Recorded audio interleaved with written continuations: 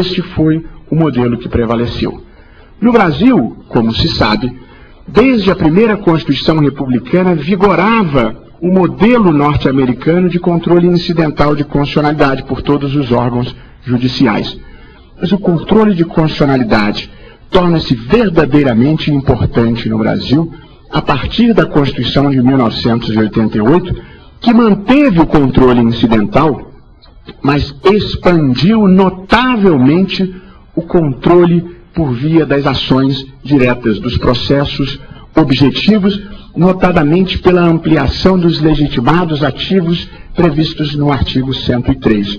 De modo que, sob a Constituição de 1988, houve um boom de controle de constitucionalidade que torna o modelo brasileiro muito peculiar, porque algumas das grandes questões controvertidas postas ao debate público no Brasil, elas chegam diretamente e rapidamente ao Supremo Tribunal Federal por meio de ações diretas. De modo que esta é a segunda grande transformação teórica. A jurisdição constitucional passa a desempenhar um papel de grande distinção no mundo de uma maneira geral e no Brasil de uma maneira muito particular. E a terceira e última mudança teórica, que revolucionou a prática do direito constitucional e do direito de uma maneira geral, foi o desenvolvimento de uma nova interpretação constitucional, de novas categorias para a interpretação constitucional.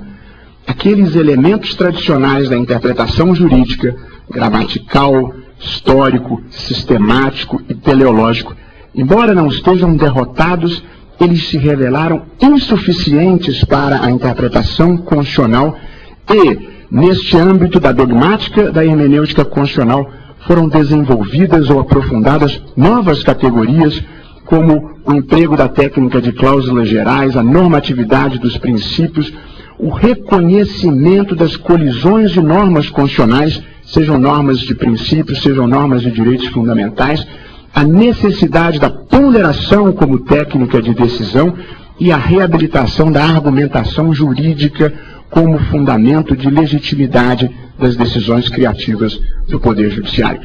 A nossa aula de hoje não versa o tema da interpretação constitucional e, consequentemente, eu não vou aprofundar essas categorias porque seria um desvio impossível.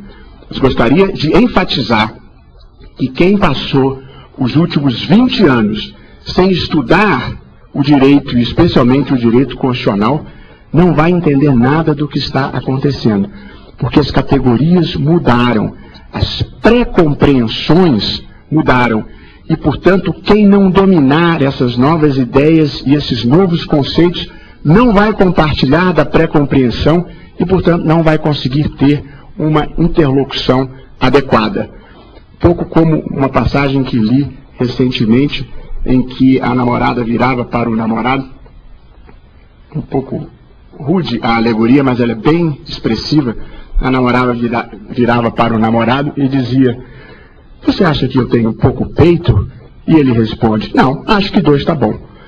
Esta é tipicamente a situação em que duas pessoas estão falando a mesma língua, mas não estão dizendo a mesma coisa.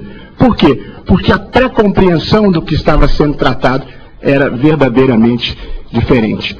Portanto, e aqui encerramos o segundo capítulo da minha exposição, o direito constitucional no mundo romano-germânico passou por um conjunto vertiginoso de transformações que tem como referência esses 3 grandes marcos. Um marco histórico, que no Brasil é a Constituição de 1988, um marco filosófico, que é o advento de uma cultura filosófica pós-positivista, e como marco teórico, essas 3 grandes mudanças de paradigma a que me referi. A força normativa da Constituição, a expansão da jurisdição constitucional e o desenvolvimento de novas categorias para a interpretação constitucional.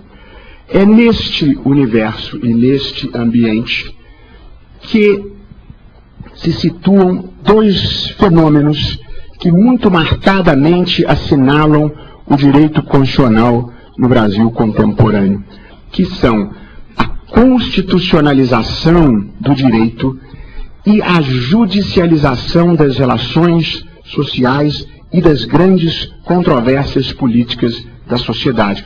Um fenômeno muito típico dessa era que nós vivemos no Brasil.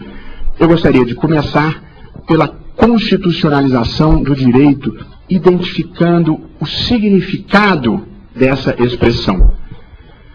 Constitucionalização do direito significa a irradiação dos valores, dos princípios e das regras da Constituição por todo o sistema jurídico.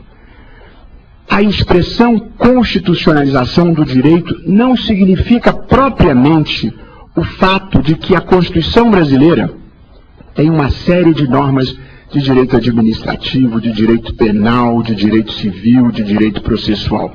Essa é uma face do fenômeno.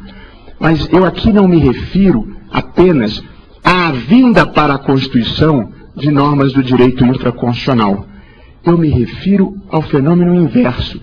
É a ida da Constituição ao direito civil, ao direito administrativo, ao direito processual, modificando o sentido e o alcance das normas desses domínios e, portanto, modificando o modo como estas normas são interpretadas. De modo que, nos tempos modernos, toda interpretação jurídica é interpretação constitucional e interpretam-se todos os ramos de direito conforme a Constituição. Isto vale, portanto, para o direito civil, para o direito administrativo, para o direito penal. E esses são os três ramos que eu gostaria de brevemente utilizar como exemplos.